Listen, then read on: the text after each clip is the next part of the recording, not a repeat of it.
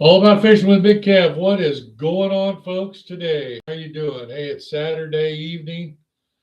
Our snow just melted off today, and we got a little bit about a trace of snow, not much, but it was cold and snowed. Our ground's so warm, nothing really stuck, which is good, but we got a little moisture out of it. Got about an inch 20 before the snow, so that was really nice. But down here in the fishing room tonight, spooling up some more spools or reels up. Found some more reels, so I'm spooling them up. And the poles up on the ceiling and got all the rod and reels put together. Got all them reels gone through. Got the rods checked out, cleaned up, so they're ready to roll. New string and everything. And then all the tackle, you can see it down here under the bench. It's all organized and ready to put back in the boat.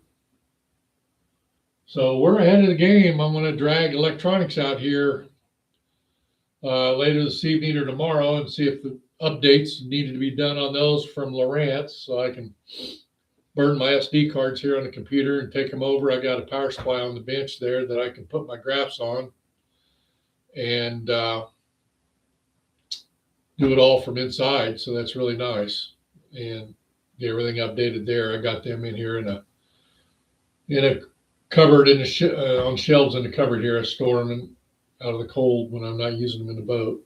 So that's kind of where we're at. Give you a little update of what's going on. Went to took the boat down to Wakanda Boats in Glen Elder, Kansas. Lund dealer. It's where I bought my boat. And took it out this week. Left it with them with a couple of days, and they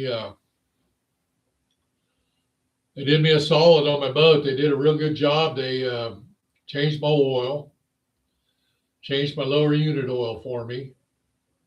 I had 120 hours on my motor, on my Mercury motor, so they put new plugs in it, tuned it up, checked it out, and we put a new start battery in it. Going on 5 years on the start battery, so I went ahead and put a new start battery in it. All the other batteries are new last year. When my Talon acted up on me, so I had to pull it off the boat and take it to a warranty shop in Junction City, Kansas. And so I just threw it in the back of the truck, drove, that's 45 miles or so east of where I live. The guy actually fixed it right there while I was waiting, which was really nice because I figured I'd have to make 2 trips. But he fixed it for me, and then I came back, put it back on my boat. Well, then when Wakanda had it, I asked him to wire it back up for me, and they went ahead and put a watertight twist lock type connector in it. That way, A, if it acts up again, it's a quick disconnect, and B, I can disconnect it when I'm not using it, because Talons, I don't know if you guys know this, but Talons are constantly searching for a Bluetooth connection all the time when they're on your boat. They're constantly doing it, so they draw power all the time. And so to save batteries, I can disconnect that from the power source that I've got all my electronics on. So that's nice. They really did a sweet job on that. And then they lubed everything, checked everything out, my trailer brakes, both axles and everything. So it's ready to go. I'm really pleased with everything. It's all ready to rock and roll. This year, they put a, what do they call that? A Truxedo windshield guard on it for me. I was talking to him about my travel cover. I've got a custom travel cover from Lund. To replace that cover is around $1,400. And so to kind of, the windshield guard kind of does a couple of things for me. It gets me on the water faster, less headaches out at the lake because I'm not fighting a cover on the boat, taking it off, putting it on. Boat's covered at the house. Before I go to the lake, pull the cover off the boat, the windshield guard's on. And what that does is if a rock flies up off the highway or something, it takes the impact plus the bugs and everything else from shattering the glass on your windshield. Windshield's $4,000.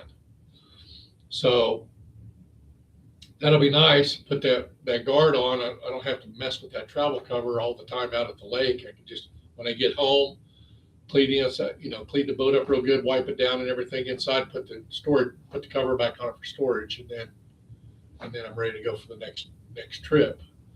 So they put one of those on for me. I've reached up under the cover and felt it on there. So I haven't actually took the cover off and looked at it. I've seen them running up and down the highway, but pretty excited that I got that put on. So that's the extent of what happened with the Lund boat. Got hooked up with another graphics company that I'm really pleased with, showing graphics or signs and graphics. It is showing signs and graphics. It's a family-owned business. It's in Downs, Kansas. You can find them on Facebook, showing signs and graphics. But they're doing new graphics for my truck. In fact, I've got most of it upstairs laid out in my living room so it stays flat, because it's going to go the whole side of the truck. And then they're making a few other items next week, and they'll be getting them shipped to me. So look forward to getting those put on. So stay tuned for that. I think it's really going to dress the truck up a little bit. Kind of blends in with the graphics that are on my boat as well. So that'll be really nice. As far as colors and kind of the angles and all that good stuff. So that's new, what's going on there. Got the pickup service this week. As it's been a service week, so it tells you how expensive it's been. Exciting news. Here in Kansas, Parks and Wildlife, we had a really nice volunteer aquatic ed program that we established here. I started that program back in 2011 with a group that I came from Texas with, and it's a nonprofit organization, nationally known. We got national chapters all over the country, but it's called Fishing's Future, and their website's fishingsfuture.org. Check them out. It's an aquatic education program, getting families involved outside, linking the family together as a component. It's a really neat concept, and it's been going strong for years. Like, again, I got hooked up with him in 2007 in Texas, and then when I got transferred back in 2011 to Kansas, I brought it on board with Parks and Wildlife here. We built an aquatic ed program. So I've kind of had to take a couple of years off because of my job, but now things are going, and got hooked back up recently with them, and going to dive into Parks and Wildlife and the group Fishing Future people in the state of Kansas, and try to get things rolling again a little more than what it is, and try to help out some folks and get people back on the water and get people out fishing. I mean, that's the whole goal, is to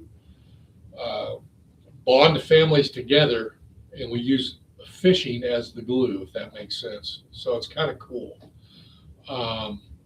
And we have a blast doing it. We really do. And we've done millions and millions of people, kids, families across the United States. And that's one facet of Fishing's Future. Another facet is they got a boat down in South Padre Island called the ICANN boat. And it's a big, huge pontoon boat. We've talked about it before. That is specially rigged up boat to allow disabled folks to be able to get out on the water and get them hooked up fishing. And just to show everybody that there is no physical or mental handicap that can keep you from enjoying the sport of angling, or just getting on the water, just taking somebody out and lowering them down into the ocean or the bay and just let them float and feel free. I mean, what a feeling that would be, if you're just not able to just dive in. So it's a really super neat deal. So they're doing that down there, and of course they've got the weather to do it all year round, where they're not fighting the snow and stuff. once in a while I'll talk to my buddy down there, and he'll say, "Oh my goodness, I got my coveralls on, and we're freezing down here. It's 60 degrees." And I just laugh because 60 degrees is a nice day in Kansas. So, so that's what's going on there. And like I said, we're just down here working and getting things ready to roll. Rods are ready, poles are ready, reels are ready.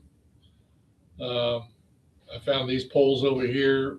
I still got to go through them, and found some more reels. They're behind me. I got to get some line on, and then the 24 poles on the ceiling I got up there. They all got their reels put on them now, and they've been lubed and checked out. New line on them, and the poles have been checked out. So we're ready to roll again as soon as the weather gets going. Crappie are biting at Milford Lake really good, I hear.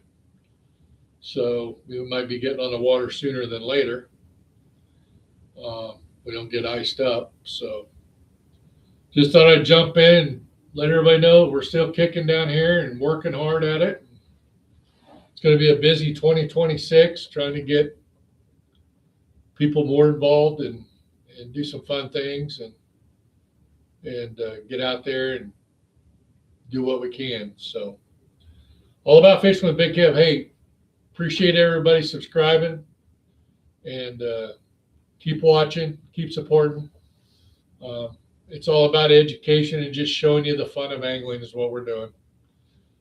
We're not on here to be millionaires or doing anything. You know, I started YouTube really just fishing with my grandkids, and I figured when I'm 6 feet in the dirt, they'll have all these videos of us fishing together, and then maybe they'll share them with their kids and so forth down the road. So that was the game plan behind all this, and then it just kind of blossomed a lot more.